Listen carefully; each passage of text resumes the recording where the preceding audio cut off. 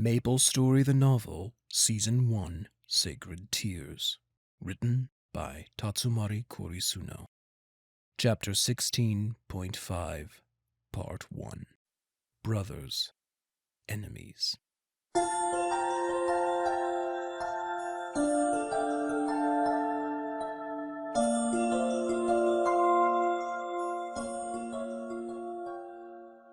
The Dra-tiichi smiled. The wrinkles in his face betrayed his remaining monstrous strength as he looked at the younglings gathered within his chambers to hear the tales that would serve as their lesson. The history of the Drakova and their hero, the Kaisir. Sitting down slowly in his chair with the aid of his wide-bladed sword, he began the ancient tale.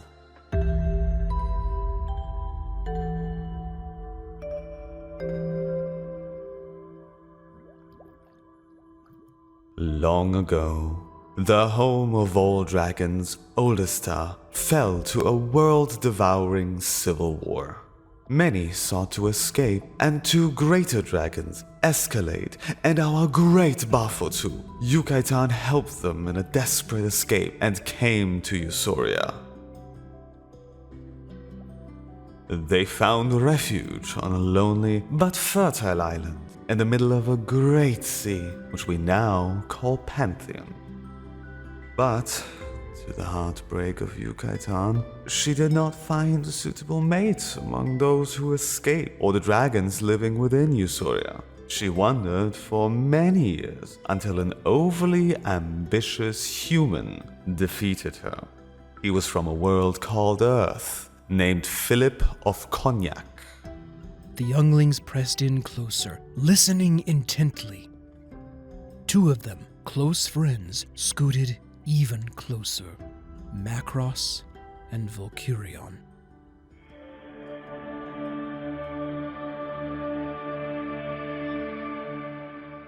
As Philip, ready to deliver the final blow, her sad and lonely eyes caught his attention. They almost seemed to say, "Is this how it will end?"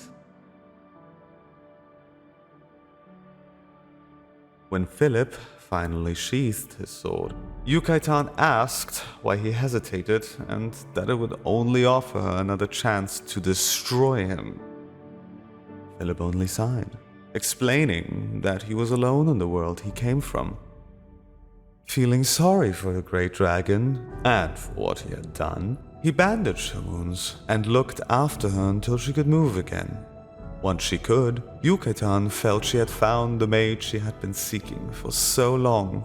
But how could she cultivate such a relationship when she could easily squash him underfoot? She prayed to our Genuopsula, Quetzalcoatl, seeking a means to allow her love to grow. Seeing the thread that tied her heart to a human, he cast his power over Yukaitan, changing her to take on a partially human form.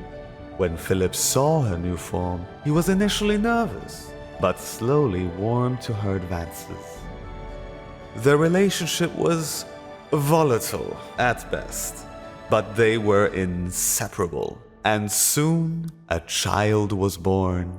The first Drakova, the body of a human with the horns, wings, tail, and strength of Drakin.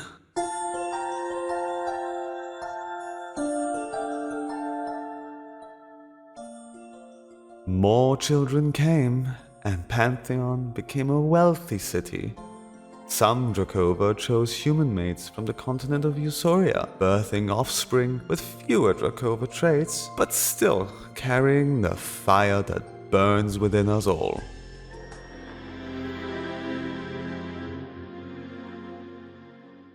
As we ventured out, the Eusorians saw us as a threat to the humans, elves, and fairies, despite evidence to the contrary. Our draconic blood roared to protect our families and loved ones, calling on our Drakin, becoming fiercely famous far and wide for our strength in battle. Rumors began to spread that if a human defeated a Drakova, your name would echo as Slayer through eternity. We cried to our Genu Opsula for help as the attacks became more frequent and violent, leaving hundreds of Drakova and thousands of humans dead. Quetzalcoatl heard our cries and spoke to a goddess of Eusoria, Minana, the Great Mother. She came down in all her glory and declared that the Great Mother would severely judge anyone who hunted or attacked us. The goddess then instructed the Dra-tiichi of Pantheon to gather all Drakova and their families back to Pantheon. For a generation, the attacks ceased, and we Drakova lived in peace. Again, the young seated at the Dra-tiichi's feet pressed in closer to listen, Macross and Vulcurion elbowing each other. Others fidgeted and squirmed as tiny wings brushed against faces or short tails were squished. The Dra-tiichi waited for the young ones to quiet down before continuing. Despite the goddess's threats, the humans could not see past their greed and fear. Legends began spreading that our power was rooted in our dragon heritage.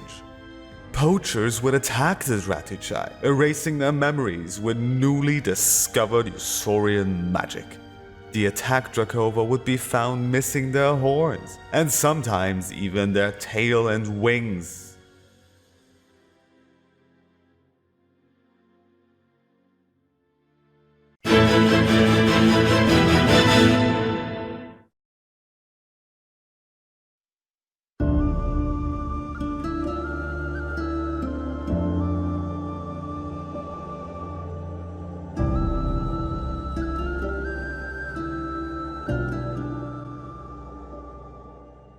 The attacked Drakova would be found missing their horns, and sometimes even their tail and wings.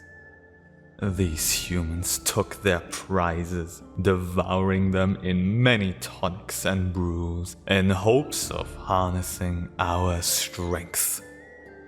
When that did not sate their desires, other rumors told how the Dra-tiichi gained our abilities from the blades we wield, not from our strength of arm and skill.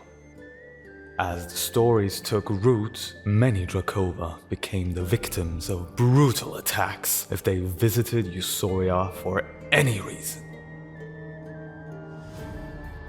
Those that dared left Pantheon again, seeking out human villages where they could live in peace and be closer to the people of their mates.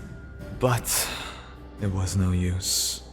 The Drakova offered supplication to Minana once more, and again the goddess showed her power and slew those that brought this heinous act against us. Despite that, the attacks only swelled, becoming raids of Eusorian Drakova villages, devastating it for a chance to claim one of our blades, even if no Dra-tiichi were present. In desperation, the Drakova turned to their Drakin, asking the dragons for aid in their protection. And still, the humans came! During a particularly vicious attack, a Shivikova stood against the horde of humans with nothing but a wooden shield. The Shivikova was mortally wounded, but still pulled his battered body towards the screams and wails within the burning village, wanting to protect them. As he crawled, the greater dragon Escalade saw him and could sense the Shivikova's desire to protect his people, which moved him. The greater dragon was grievously wounded and wouldn't live to see the end of the day. So, with the last ounce of his strength, Escalade fused his immense power and knowledge with the Shivikova, giving rise to the very first Trosaquin of the Drakova, the Kaisea. His power dwarfed even the most powerful mage among the humans. his armor becoming as hard as dragon scales and taking on their form, covering his entire body. The Dra-tiichi stood, motioning down his body with a wave of his arms, his enthusiasm rising while the youngling's eyes widened with wonder. With his aid, the attacks finally stopped, and Kaisia watched over the Drakova Estrotha Queen from that day forward. To this day, no one knows the identity of the first Kaisia. But he has guarded our people generation after generation. It is said that when the time is right, the Kaisia will leave his post and fly through the world, searching for a successor by holding out his sword to them. Only the successor will see the face of the previous Kaisia. The Dra-tiichi finished, reaching behind him, drawing his heavy sword from the ground and pointing it to the wide-eyed young ones.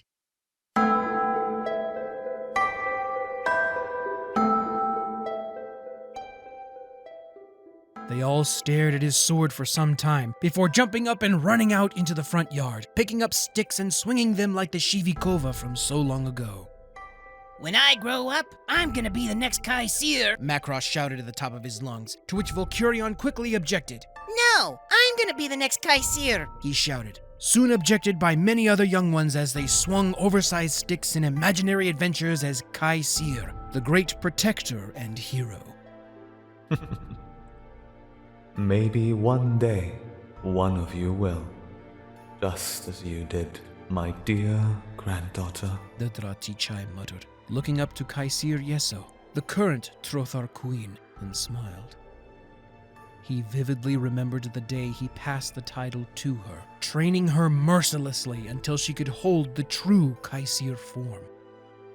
Once her training was complete, she took her place above Pantheon's massive viaduct bridge connecting Pantheon and Usoria, her glowing gaze watching over even the most human of Drakova.